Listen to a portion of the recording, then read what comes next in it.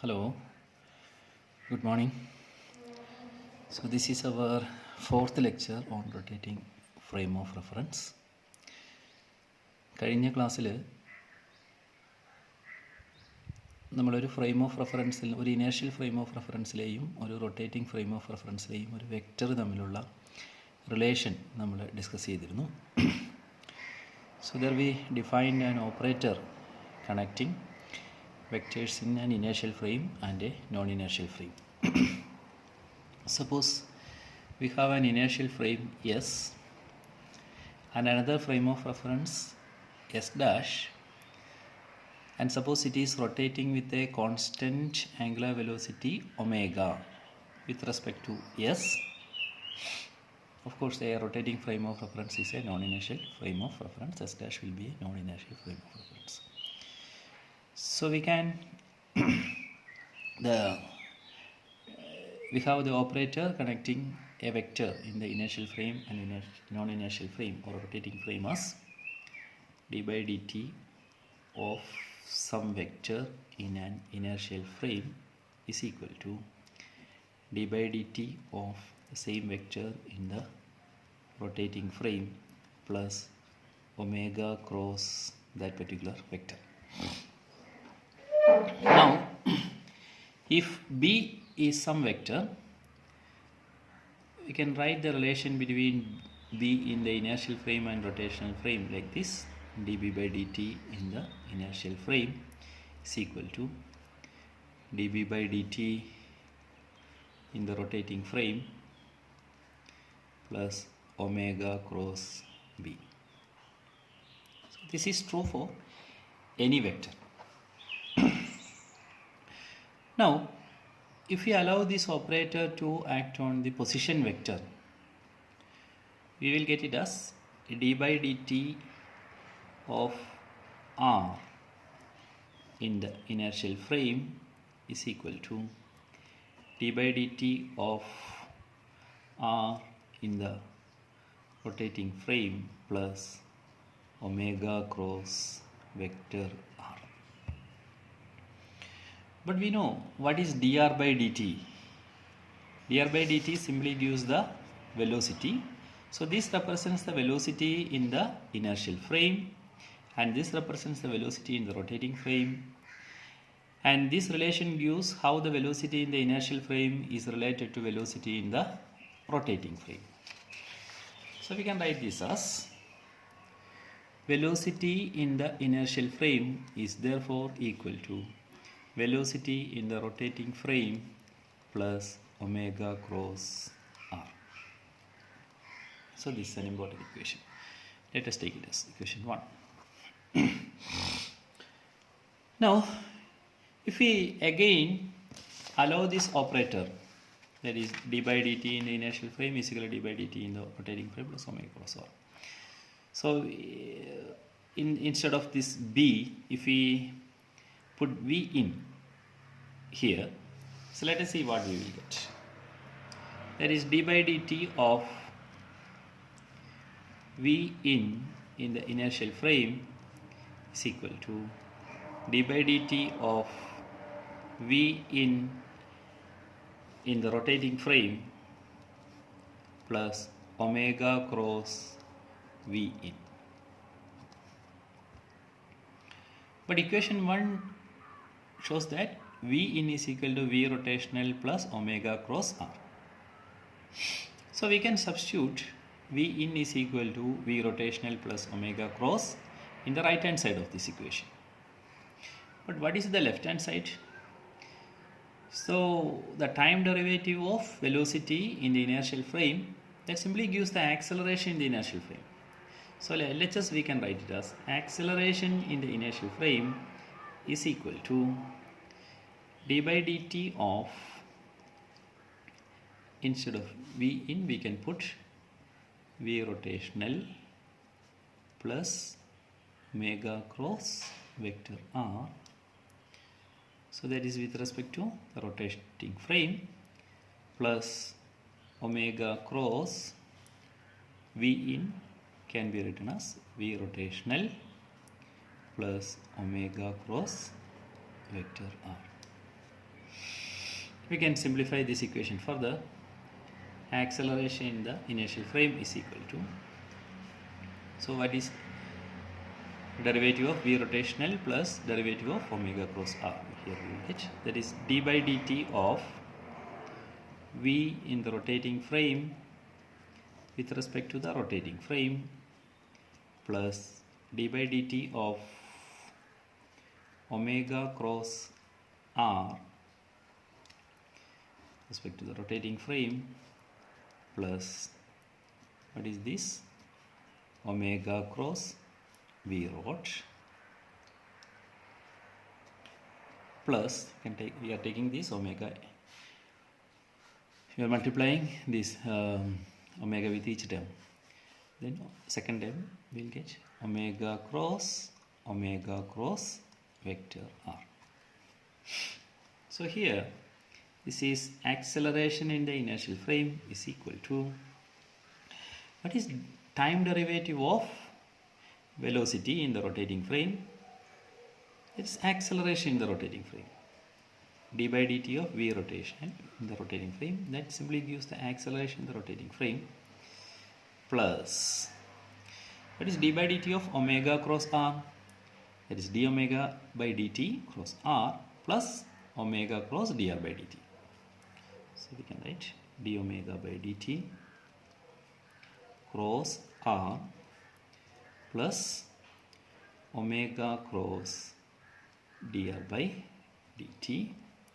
So this is with respect to the rotating frame, also this is with respect to the rotating frame, plus, what is omega cross v rotation? Okay, you can put it here, it's as it is, v rot plus omega cross r.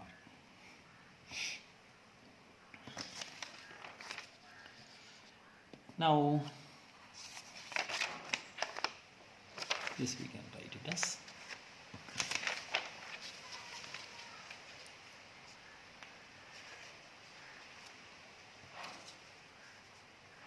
acceleration in the rotating frame, inertial frame, A in is equal to acceleration in the rotating frame plus, so what is d omega by dt if omega is a constant? If s dash is rotating with a constant angular velocity omega, so d omega by dt will be 0, so this term reduces to 0. This term is 0, will be 0. Reduces to 0. Now what about this term omega cross dr by dt in the rotating frame? Dr by dt in the rotating frame is the velocity in the rotating frame, so that term is omega cross v in the rotating frame plus, again second term, next term is, that's also omega cross velocity in the rotating frame plus that term, last term is same, omega cross r.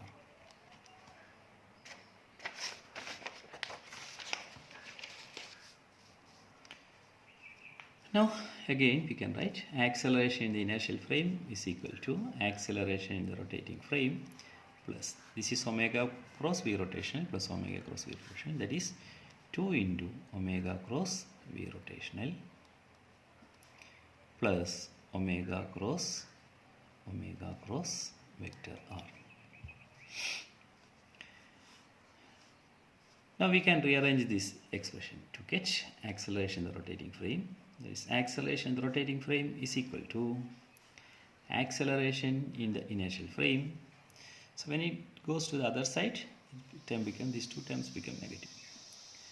2 omega into velocity in the rotating frame plus omega cross omega, sorry, here also it is minus omega cross r.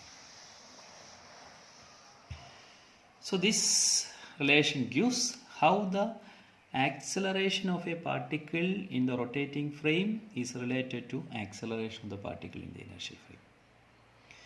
So here acceleration of a particle in the rotating frame is related to acceleration of the particle in the inertial frame minus two terms, 2 omega into v rotational minus omega cross r. So this term That depends on two things. One is the angular velocity of the rotating frame S dash and the velocity of the particle in the rotating frame. And this term that depends on angular velocity of the rotating frame S dash and also on the position vector of the particle. So this term arises only when the particle in the rotating frame is having a velocity with respect to the rotating frame. And this term is always will be there in a rotating frame of reference. Now this is an acceleration is equal to some acceleration into minus something. So that means this will have the dimension of acceleration, this also will have the dimension of acceleration. And this term is called the Coriolis acceleration. And this term is called the centrifugal acceleration. This is Coriolis acceleration. And this is the centrifugal acceleration.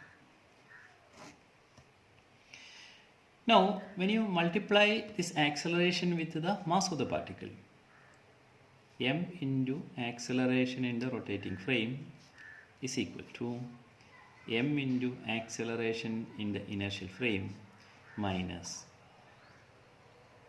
2m into omega cross velocity in the rotating frame minus m into omega cross r. So when we multiply mass with acceleration, we'll get the force. So m into a rotational, that give the force acting on the particle in a rotating frame. M into a gives the force acting on the particle in the inertial frame, minus two terms. Now we know the force acting on a particle in a non-inertial frame or in a rotating frame is related to the force acting in a non-inertial frame by this equation, by its general form, plus some fictitious forces.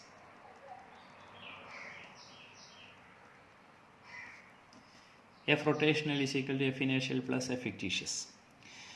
Now what comes here in the position of these fictitious forces? That's minus 2m omega cross v naught and minus m into omega cross r.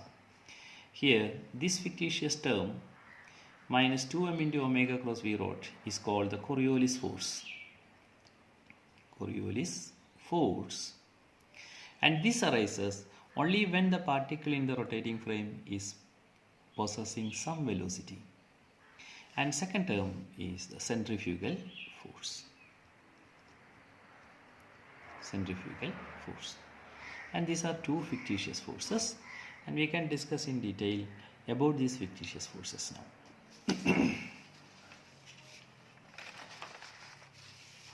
Now let us first discuss about the fictitious term, that is a centrifugal force. And the centrifugal force is given by minus m into omega cross r. This is the centrifugal force.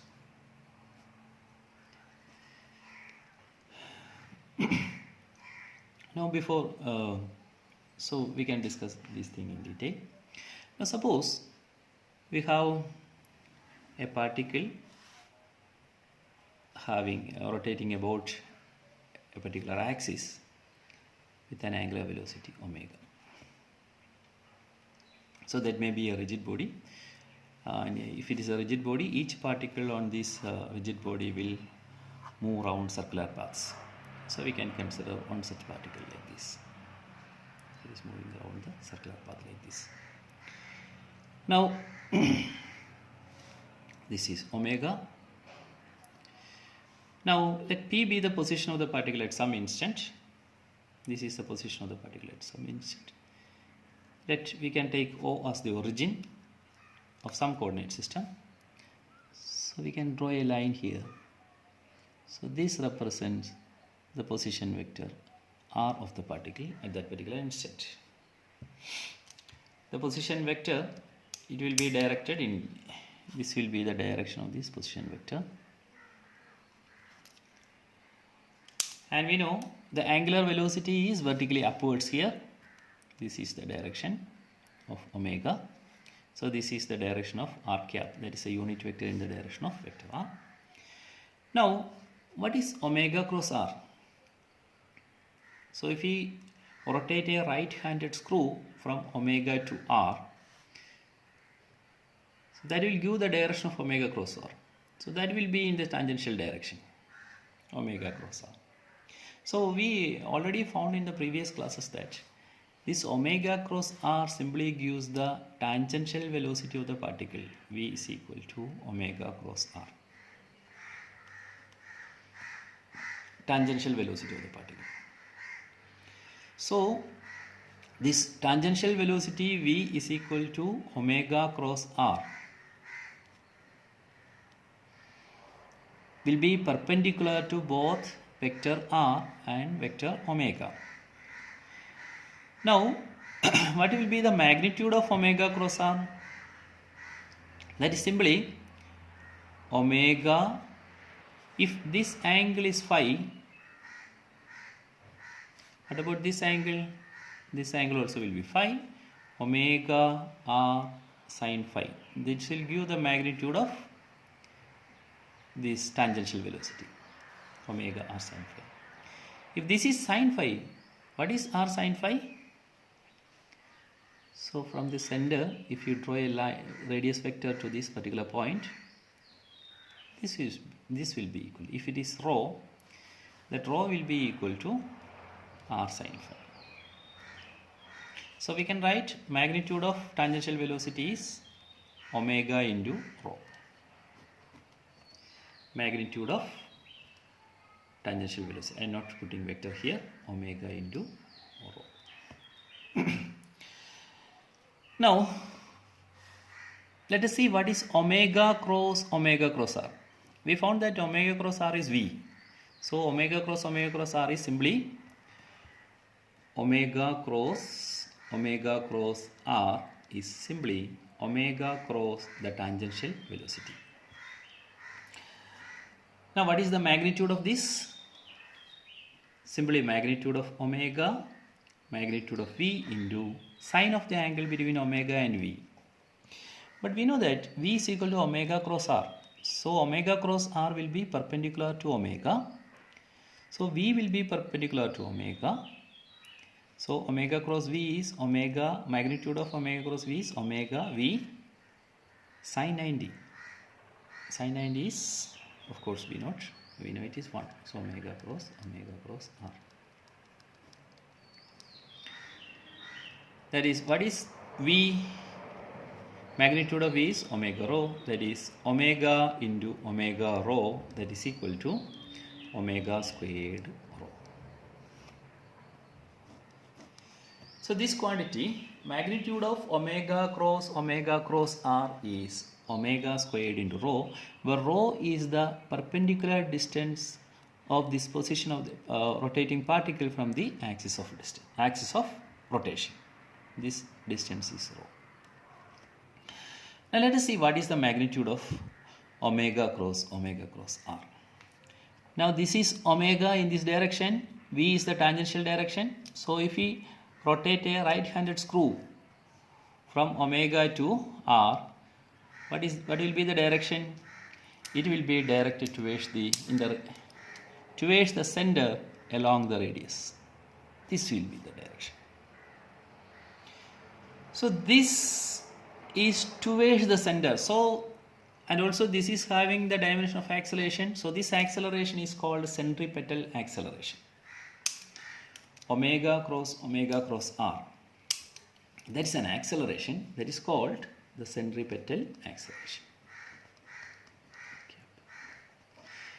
That is having a magnitude omega squared rho, and it is directed towards the center of the circular path along which the particle is rotating. That is called the centripetal acceleration.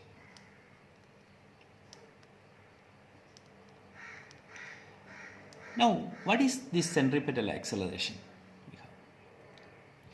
Now, when a particle is moving in this direction, say, so if you want to change the direction, we have to apply a force here. Without changing magnitude, suppose we want to change the direction, we have to apply a force perpendicular to the direction of motion. Then what will happen? The direction of motion of the particle will be turned like this. If we again apply a force in the perpendicular direction, again the direction of motion of the particle will change. So if we again apply a force in this direction, again the direction of motion of the particle will change. So the particle will move in this path. Again, if we apply a force to it in the perpendicular direction, that means towards a fixed point, again the direction of motion will change. So as a result, what will happen is the particle will follow a circular path.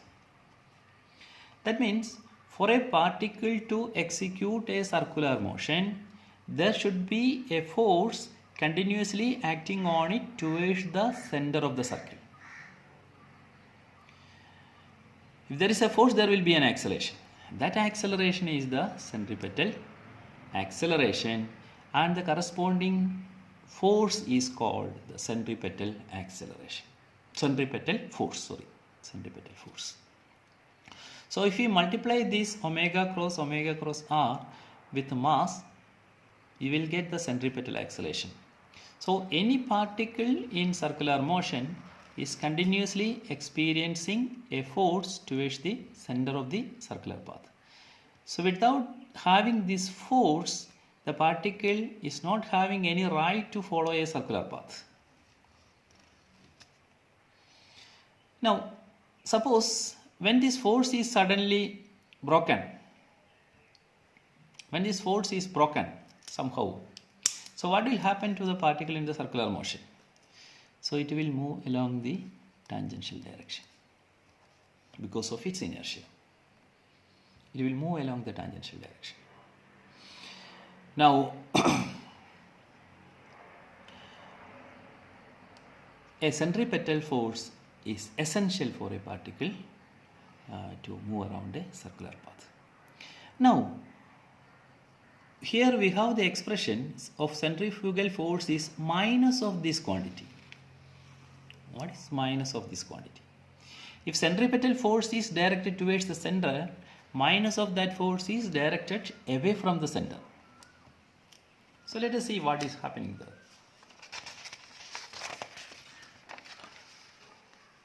Now, suppose we have a particle moving around a circular path like this. This is a center. So it should continuously provide a force in some other way. So if we have an object tied at the end of a string, and suppose we are rotating the string like this. Some person is here and she is rotating that string. String is rotating like this. Some instant, if the string breaks, what will happen? So it will move along the tangential direction.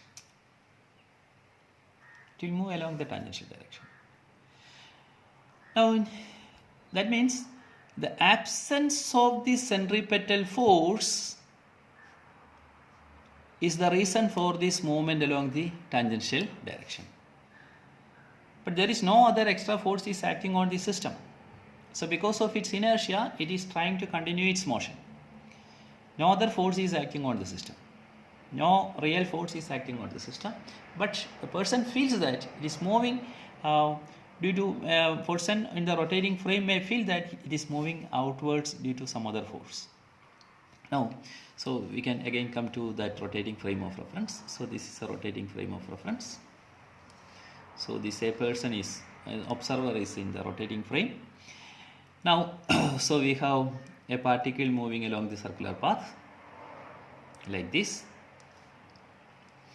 So it is providing a centripetal force by some means towards the center. So it is getting some centripetal force by some means. And at some instant, if the particle fails to provide the centripetal force, what will happen to the particle is, this is a rotating frame of reference. An observer is here.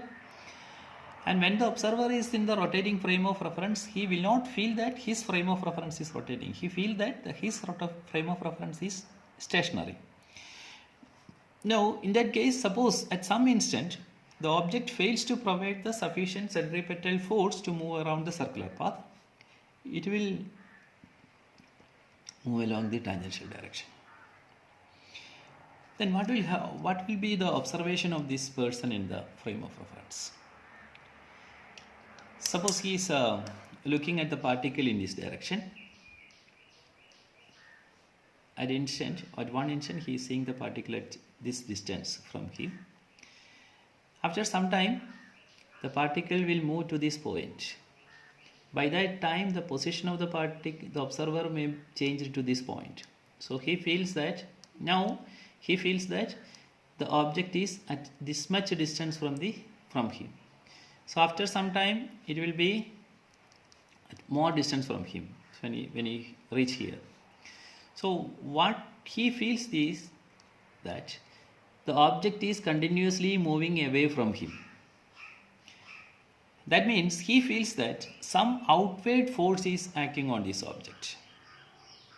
Actually, we know that it is not due to the presence of some outward force. It is moving due to its inertia. It is not providing the sufficient centripetal force to move around the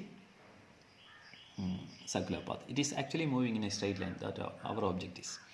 But this person feels that it is pushing out due to some force. He feels that there is some force, and that particular force is called centrifugal force. The expression for centrifugal force is minus m into omega cross r. Actually, the centrifugal force is observed by a person in a rotating frame of reference.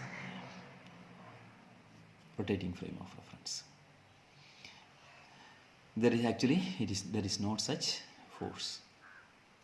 Okay, now we can discuss in detail about this Coriolis force. It's a centrifugal force is a fictitious force or a pseudo force. Now we can discuss about this Coriolis force. The expression for Coriolis force is minus 2m into omega cross velocity in the rotating frame. Now, so this Coriolis force arises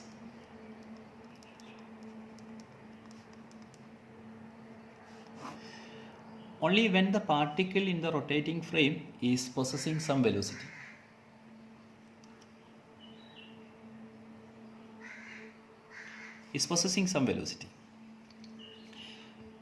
When the velocity of the particle in the rotating frame is 0, the Coriolis force will be 0. And also, omega cross v rot. What is the magnitude of that? Omega into v rotational, magnitude of omega into magnitude sine of the angle between them. Now, if the particle is moving in a direction parallel to omega,